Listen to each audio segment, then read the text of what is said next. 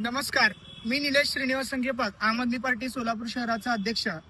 आज रोजी आम्ही महानगरपालिकेमध्ये एक निवेदन देण्याकरिता आलो होतो आणि या निवेदनाचा विषय असा होता की सोलापुरातील जवळपास 40% भागामध्ये लष्कर असेल, स्लॉटर हाऊस असेल, बापूजी नगर असेल व इतर काही भागांमध्ये नळाच्या पाण्यातून दुर्गंधी आणि पिवळसर पाणी लोकांना आलेलं आहे.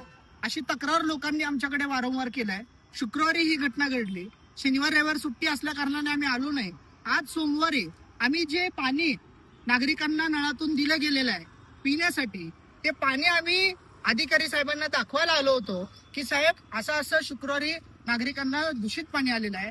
हे पाणी पिल्याच्या नंतर लोकांना व्हॉमिटिंग झालंय, लोकांना लूज मोशन झालेले आहेत. हा प्रकार अतिशय गंभीर आहे.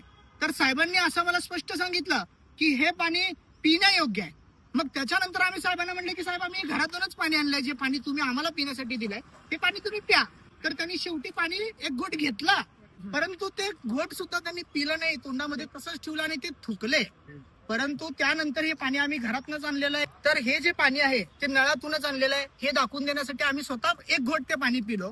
त्याच्यानंतर सुद्धा अधिकाऱ्यांना पाणी पिलं नाही. म्हणजे हे पाणी तुम्ही नागरिकांना देताय, तुम्ही स्वतः पिऊ शकत नाही तर मायबाप जनतेला आणि गोरगरिबांना हे पाणी का देताय, असा आम्ही त्यांना प्रश्न विचारलाय. आणि त्यांना निवेदनाद्वारे आम्ही मागणी केलेली आहे की जे काही संबंधित भागामध्ये पाणी पुरवठा झालेला आहे ते तात्काळ स्वच्छ करा, स्वच्छ पाणी पुरवठा करा. त्याच्यानंतर लाईन मध्ये जे गटारीचे पाणी मिसळत आहे त्याच्यामध्ये कुठे दोष असेल तर ते दुरुस्त करा.